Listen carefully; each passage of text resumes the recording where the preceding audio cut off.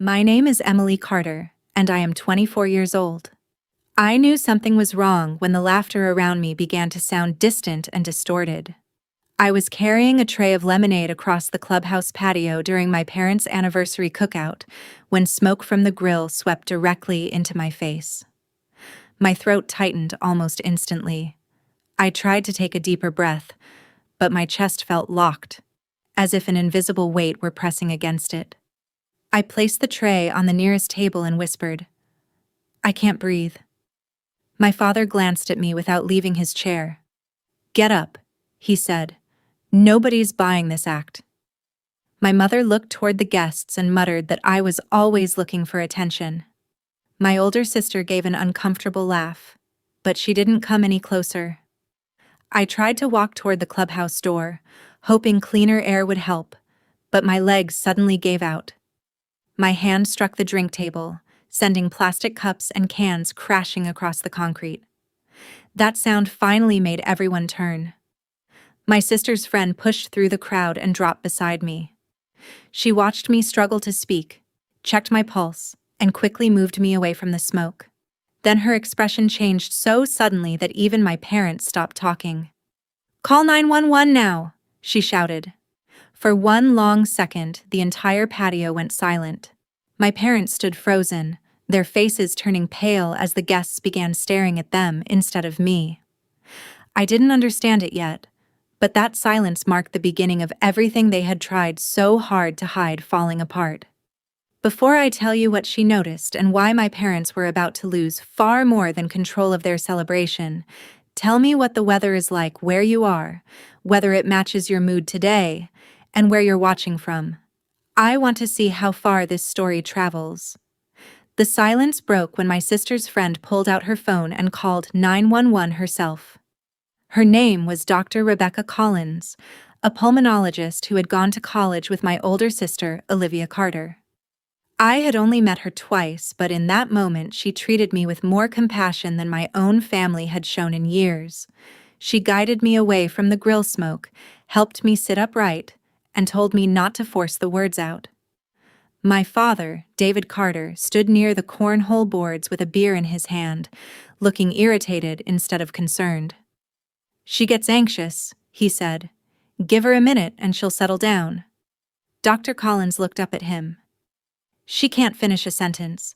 She's wheezing and her breathing is getting worse. This is not something you wait out." My mother, Sarah Carter, glanced toward the neighbors gathered around the patio. She had spent weeks planning the anniversary party, from the white tablecloths to the framed photographs celebrating her marriage. Now, all she seemed to notice was that people had stopped smiling. "Do we really need an ambulance in front of the clubhouse?" she asked. Dr. Collins stared at her. "Yes, we absolutely do." Olivia finally moved closer, but instead of kneeling beside me, she whispered to Dr. Collins, "Can you keep this calm? People are filming." Dr. Collins ignored her and calmly told the dispatcher exactly what she was seeing. My chest tightened with every breath, my fingertips tingled, and the edges of my vision began to darken. Someone closed the grill lid. Another guest brought over a chair. The president of the Homeowners Association stepped between me and the crowd and asked everyone to give me space. That was when my father realized the situation was no longer private. He set down his beer and approached with a concerned expression that had appeared far too late. "Emily, sweetheart, try to relax," he said loudly enough for everyone to hear. I looked at him, unable to decide which hurt more, the pressure crushing my lungs or the way he suddenly called me sweetheart only because people were watching. The paramedics arrived within minutes, pushing through the patio with equipment bags and an oxygen tank. One of them asked who had been with me when the symptoms began. My mother stepped forward. She became overwhelmed.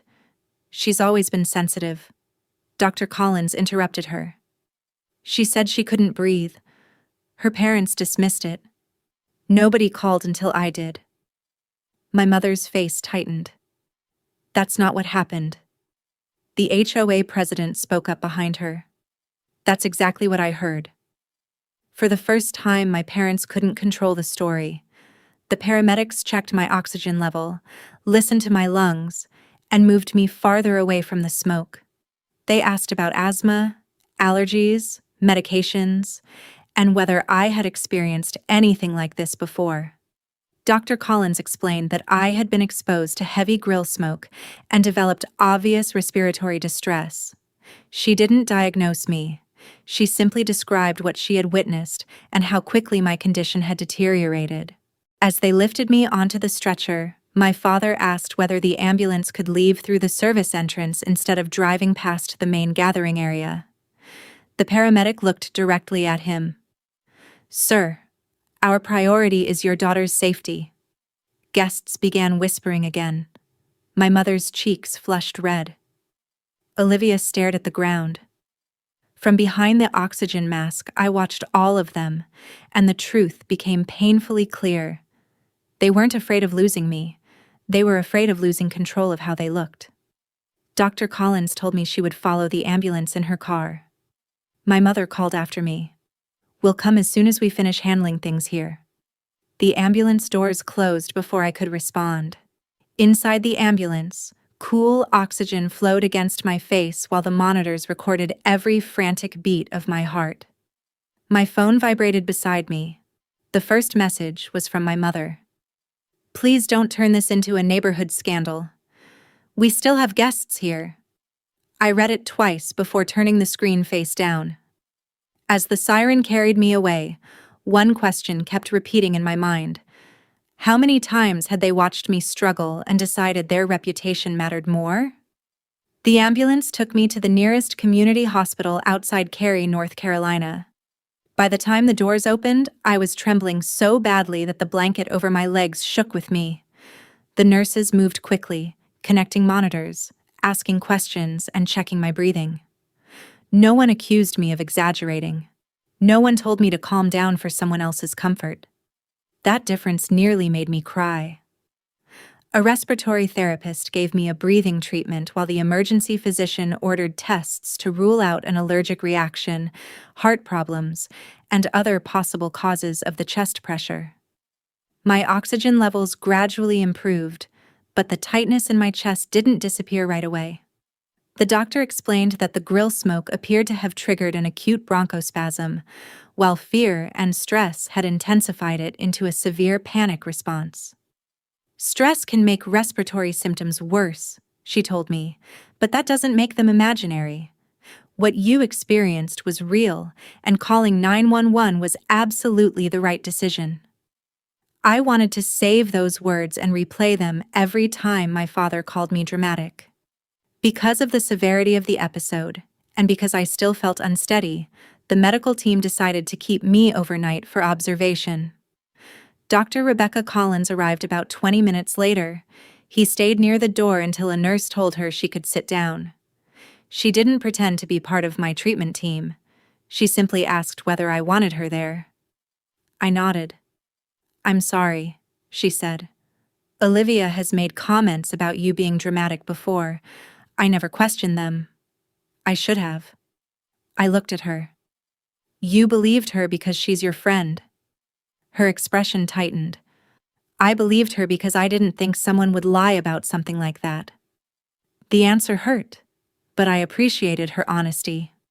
While the nurses adjusted my medication, memories surfaced that I had spent years pushing aside.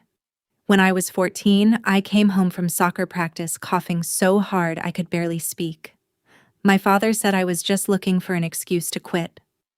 My mother handed me a glass of water and told me not to ruin dinner with another performance. By morning, I felt better, so everyone treated that as proof they had been right. Years later, during college, I spent late nights building a website for my father's landscaping company while carrying a full course load. When I admitted I was exhausted, he told me family members didn't charge each other for favors. My mother said successful adults didn't complain every time they felt pressure. I kept working until I became sick during finals week. Even then, Olivia joked that I had found another creative way to get sympathy. Each incident had seemed small on its own. Lying in that hospital bed, I finally saw the pattern. My pain was acceptable only as long as it stayed quiet and useful. My phone began buzzing again. My father's message appeared first.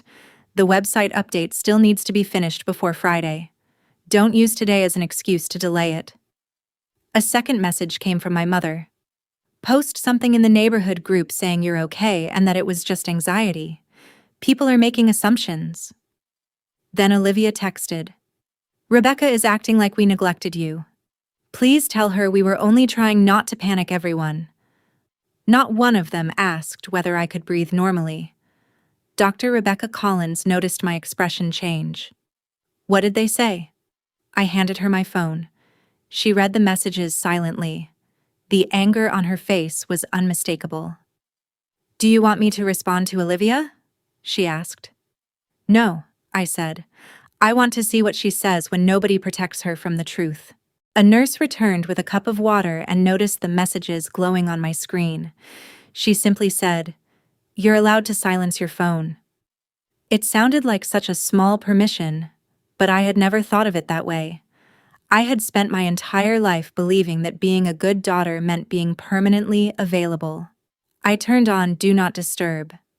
Later, the doctor returned and explained that I would need follow-up testing, reduced exposure to smoke, and a lower stress environment while I recovered. I almost laughed at the last recommendation. My family had always insisted I was the source of the tension. Now a doctor was telling me my environment might actually be contributing to my condition. Dr. Rebecca Collins brought me a cup of coffee from the cafeteria. You don't have to make any decisions tonight, she said. She was right, but a decision had already begun taking shape. My parents had ignored me when I said I couldn't breathe, then tried to use me before the oxygen mask was even off. For the first time, I stopped asking what I could do to make them understand. Instead, I started asking myself, what would happen if I stopped serving them? My family arrived the next morning carrying flowers, a card, and a carefully rehearsed version of concern. My mother entered first, dressed as though she were attending a board meeting instead of visiting her daughter after a medical emergency. My father followed with his jaw set and his phone still in his hand. Olivia came in last, carrying a paper bag from a bakery. We brought breakfast, she said, as though food could erase the previous afternoon. Dr. Rebecca Collins was sitting near the window, and all three of them noticed her immediately. My mother's voice softened. Emily, honey, you frightened us. I looked at her. You stayed at the party. Her smile faltered. We had 30 guests and a situation to manage. My father stepped closer. The important thing is that you're fine now. The doctor hasn't said that yet. He waved one hand dismissively. You know what I mean. Olivia placed the bakery bag on the table. Can we not start fighting? We came to make things right. My mother pulled a folded sheet of paper from her purse. Exactly. We wrote something simple for you to post in the neighborhood group. She handed it to me. The statement claimed I had experienced an anxiety episode, that my family had responded appropriately, and that certain guests had misunderstood the situation. I read it twice. This isn't true. My father's expression hardened. It's close enough. People are talking about us, and one of my biggest landscaping contracts is in this neighborhood. I looked at him. I was in respiratory distress, and you're worried about lawn contracts? I'm worried about the business that supports this family, he replied. A business whose website I built for free, I answered. Olivia glanced at Dr. Collins. She told everyone it was an emergency before she even knew what was happening. Dr. Collins stood slowly. She couldn't finish a sentence. She was wheezing. Calling 911 was the correct decision. Olivia lowered her voice. You could still tell people I reacted quickly. You didn't. Her face turned pale. I froze. You told me people were filming. The room fell silent. My mother stepped between them. This is getting out of control. I folded the statement and placed it on the bedside table. I have 3 questions. My father sighed as though I were wasting his time. I looked directly at him. Who believed me when I said I couldn't breathe? He said nothing. I turned to my mother. Who called 911? Her eyes shifted toward Dr. Collins. Finally, I looked at Olivia. Why did every message you sent mention the party, the neighbors, or what Dr. Collins thought, but never ask whether I was safe? Olivia opened her mouth, but no answer came. My mother began to cry, just enough to make everyone feel guilty without ruining her makeup. I can't believe you're doing this after everything we've done for you. The old response rose automatically. Apologize, reassure her, tell her she had been a good mother. Then I remembered her worrying about whether anyone would see the ambulance. My father pointed toward the paper. Post the statement, finish the website update, and we'll deal with the emotional part later. That sentence settled something inside me. No. He blinked. What did you say? I said no. My mother's tears stopped. Olivia stared at me. Dr. Rebecca Collins remained silent. My father leaned closer. You're upset, and you're not thinking clearly. I'm thinking more clearly than I ever have. A nurse entered after hearing the raised voices. Her name was Patricia, and she looked directly at me. Would you like this visit to continue? My mother answered first. We're her family. The nurse kept her eyes on me. Emily? My hands trembled beneath the blanket, but my voice remained steady. No, I want them to leave. My father let out a sharp, disbelieving laugh. This is ridiculous. I also want a restricted visitor list, I continued. Do not give them my room number or any medical information. I also want to change my emergency contact. My mother's expression shifted from hurt to outrage. You would remove your own mother? You weren't here when I needed emergency care. Olivia whispered, Emily, you're taking this too far. I looked at her. You thought an ambulance was too far. I think this boundary is completely appropriate.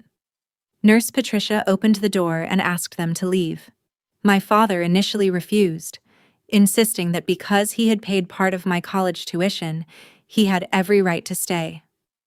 The nurse calmly explained that adult patients had complete control over who could visit them. My mother turned toward Dr. Rebecca Collins. Are you proud of this? She answered without hesitation. I'm relieved she's protecting herself. They left without security, but the quiet exit seemed to humiliate them far more than any dramatic confrontation could have. No one argued with them. No one accepted their version of events. They simply had to walk out. A minute later, my phone vibrated. My father had sent one final message.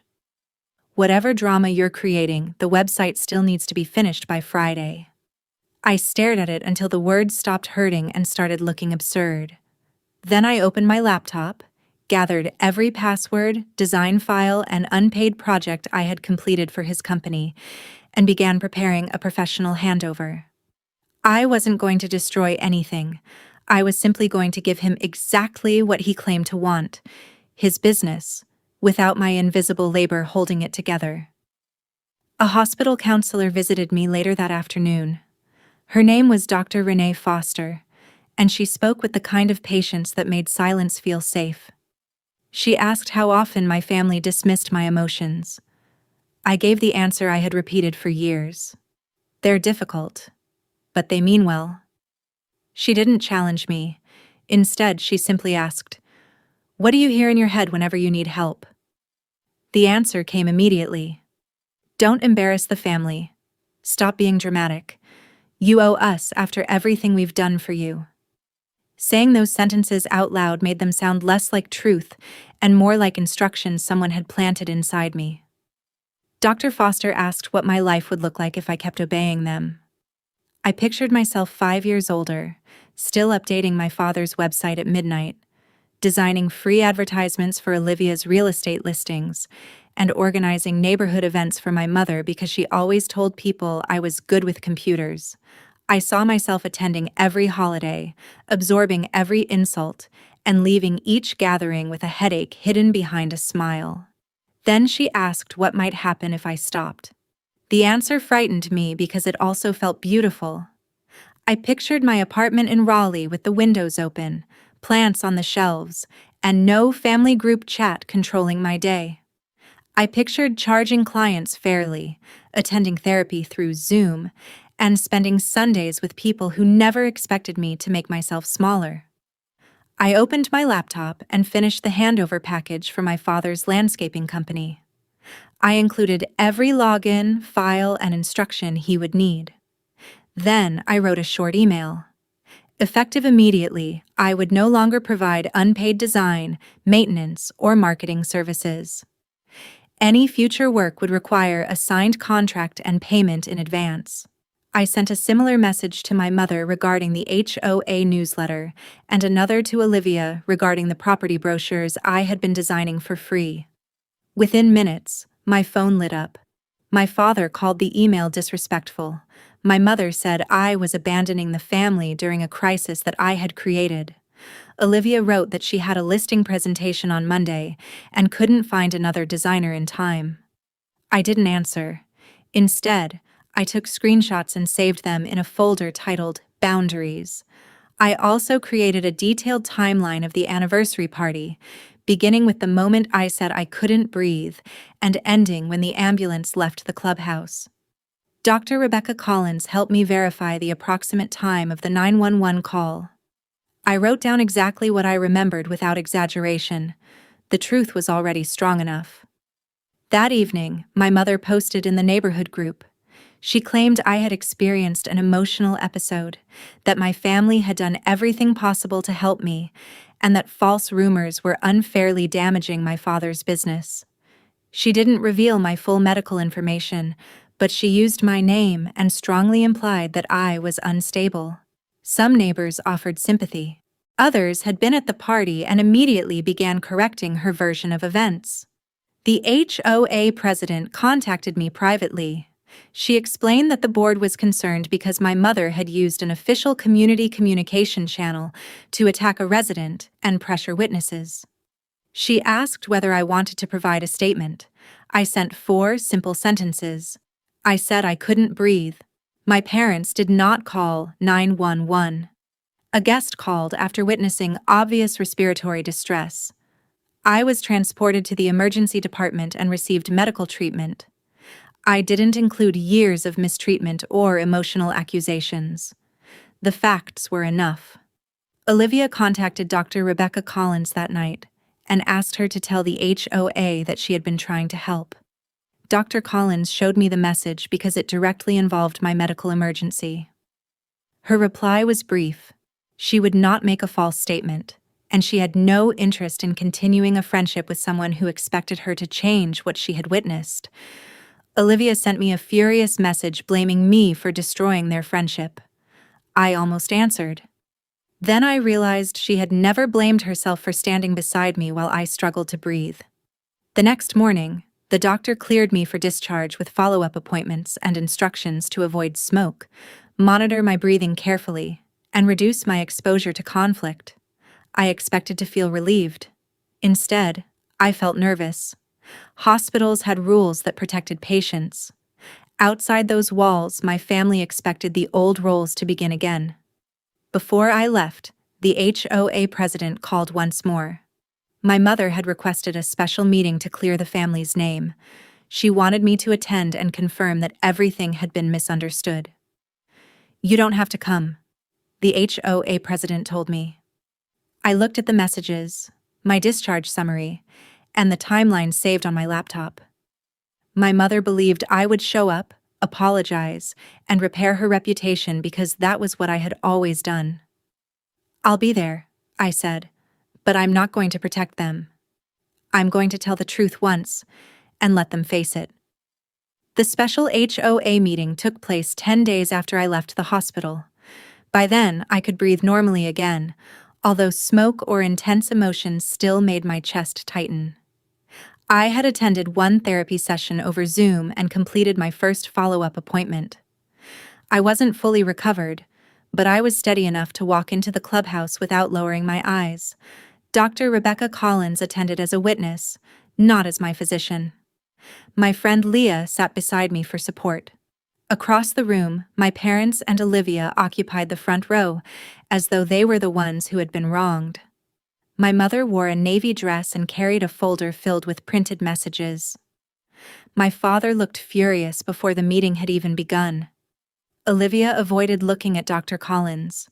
The HOA president explained that the board was reviewing two issues. The first was my mother's use of the neighborhood communication system to discuss a resident and pressure witnesses.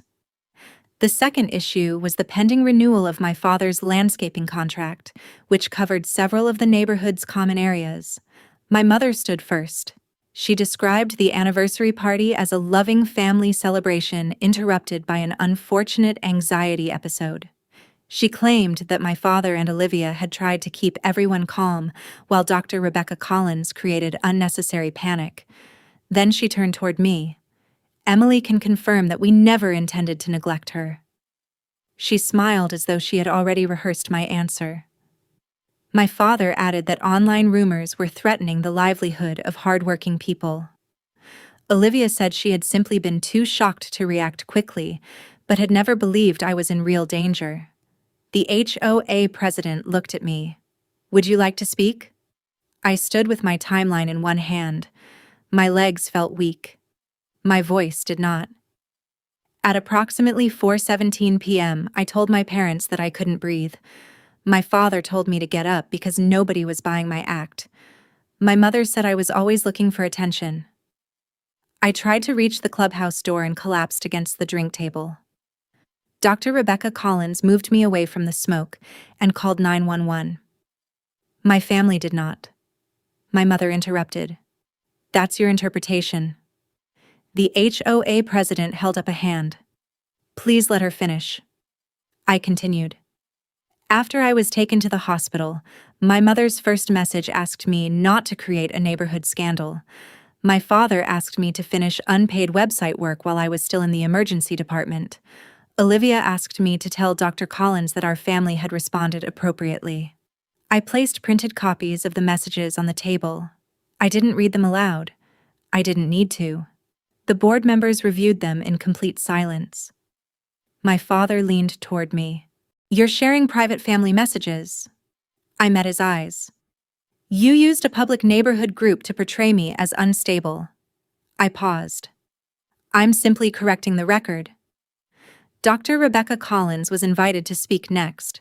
She explained that she hadn't diagnosed me at the party.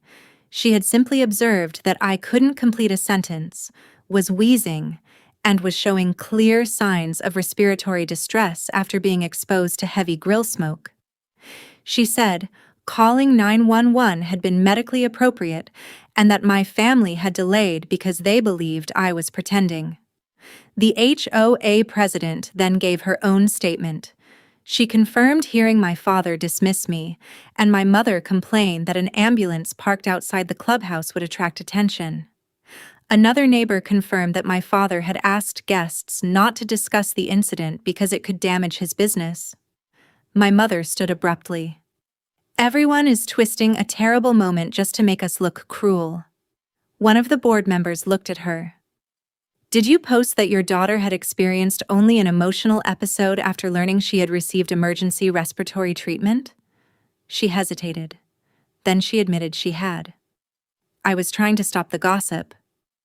"By blaming your daughter?" the board member asked. Olivia turned toward Dr. Collins. "You know I froze. You could have told them I was scared." Dr. Collins looked directly at her. "You didn't ask me to explain that you froze." She paused. "You asked me to say that you acted quickly." "That wasn't true." Olivia's face turned bright red. "So you're ending years of friendship over one mistake?" Dr. Collins answered calmly. "I'm ending it because you're still asking other people to carry the consequences of that mistake." The room fell silent. My father pushed back his chair. "This meeting is supposed to be about the contract, not some family argument." The HOA president nodded. Then let's discuss the contract. She looked down at her notes. The board has serious concerns about your conduct toward residents and witnesses, including phone calls in which you threatened to withdraw your services if people didn't stop talking about what they saw. My father let out a bitter laugh. Maybe I should withdraw the services. He looked around the room. You people have no idea how much work my company does for this neighborhood. The HOA president remained calm. Are you formally withdrawing your renewal proposal? He looked around, clearly expecting someone to stop him. No one did. Maybe I am. The president exchanged a glance with the board members. Then we accept your decision and will begin seeking another provider. My father's expression changed instantly. The landscaping contract was one of the largest accounts his company had. He had expected his anger to intimidate them. Instead, his own threat had ended the negotiation. That's not what I meant. The HOA president answered quietly. You made the statement in front of the board and we accepted it. My mother began to cry. Look what Emily has done to us. I felt the familiar guilt begin to rise. This time, I recognized it before it reached my voice. I didn't tell him to threaten the board. I looked at my mother. I didn't tell you to use the neighborhood communication system to attack me. Then I looked at Olivia. I didn't ask you to pressure a witness. I took a slow breath. I'm simply refusing to clean up the consequences of choices you made yourselves. The board voted to remove my mother from her position as chair of community events for misusing official communication channels and attempting to influence witness statements. She stared at the result as though accountability itself had betrayed her. Olivia whispered, This meeting is humiliating. I looked at her. I was humiliated while begging for air. I paused. This isn't humiliation. It's accountability. Then I turned to all three of them. I've already transferred every file and password related to Dad's business. I will no longer work without being paid. I will no longer design marketing materials for Olivia or manage Mom's community events. You're not welcome at my apartment without an invitation. I continued. For the next 3 months, all communication must be through email.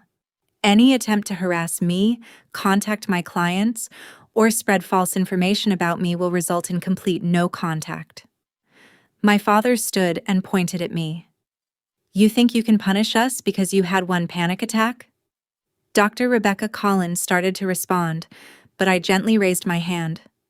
I'm not punishing you. I looked directly at him. I'm removing myself from a system that depended on my silence and my unpaid labor. My mother shook her head. Family doesn't keep score. I answered quietly. You kept score every time you reminded me what I owed you. My father raised his voice, accusing the board of taking my side and blaming me for sabotaging his company. The clubhouse manager asked him to lower his voice. He refused. When he stepped toward the board's table, 2 security officers entered the room. They didn't drag anyone out. They simply informed my family that the meeting was over and escorted them to the exit. My mother tried to hide her face. Olivia followed behind them without saying a word. My father kept arguing until the clubhouse doors finally closed. I remained standing beside the table, listening to the silence they left behind.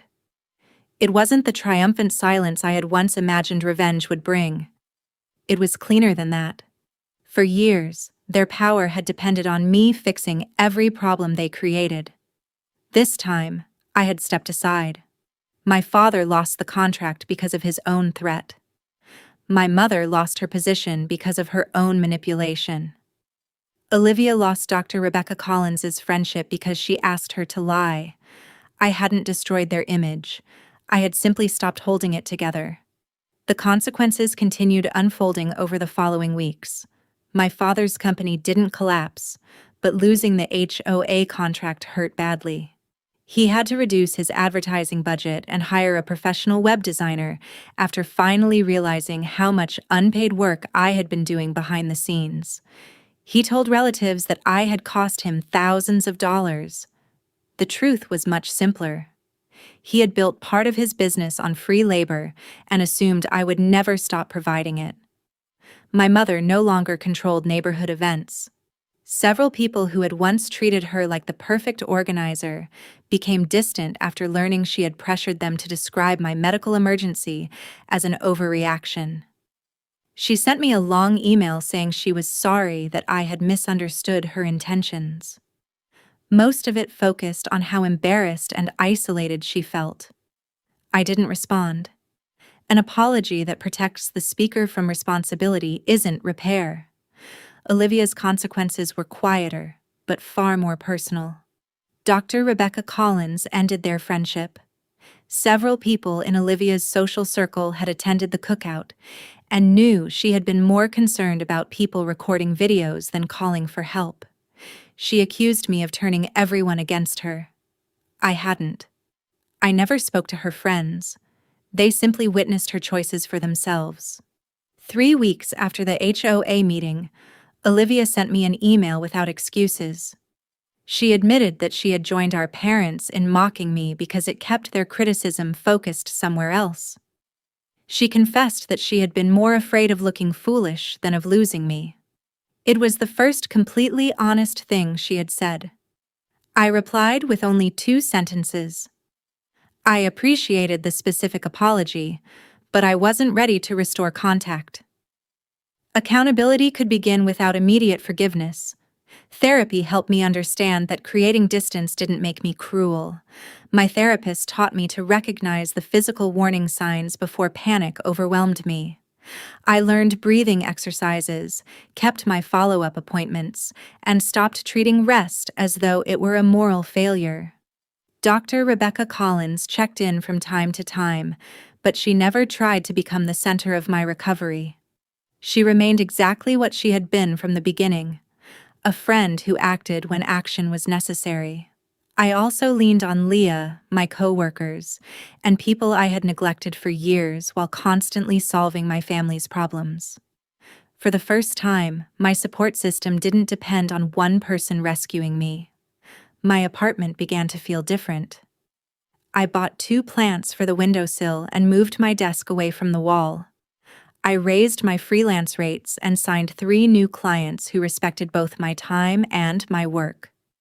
On Sundays, I stopped attending the family brunches my mother had always called mandatory. Sometimes I slept in. Sometimes I worked from a coffee shop. Sometimes I did absolutely nothing. Every ordinary choice reminded me that my life finally belonged to me. My parents respected the email-only boundary for less than a month. One Saturday morning, the building intercom buzzed. My father said he and my mother were downstairs and only wanted 5 minutes. I looked through the lobby camera and saw them standing by the entrance carrying groceries and another letter. The old Emily would have opened the door just to avoid making a scene. Instead, I answered through the intercom. "You were told not to come here without an invitation." My mother stepped closer to the speaker. "We're trying to fix this." "Then start by respecting the boundary." My father said I was acting childish. I told them I was extending no contact to 6 months because they had ignored the agreement. When they still refused to leave, the building manager asked them to go. I watched from upstairs as my mother stared at the windows, hoping I would appear. I stepped away before she could see me. Blocking their numbers hurt. Peace didn't erase grief. I still mourned the parents I had always hoped they could become. I still wanted a mother who would hear the words, "I can't breathe," and run toward me instead of looking around to see who was watching. I still wanted a father who cared more about my heartbeat than his landscaping contract. Accepting that they might never become those people was harder than confronting them. Healing required me to stop building my future around their potential. 6 months later, my breathing was stable, my business was stronger, and my home finally felt safe. I hosted a small dinner for friends.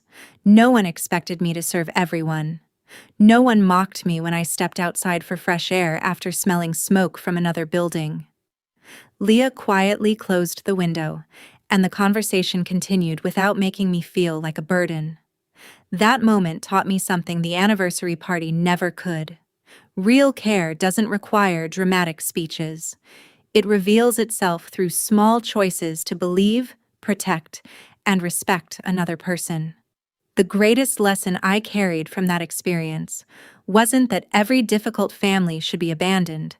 It was that love without safety, respect, or accountability cannot demand unlimited access.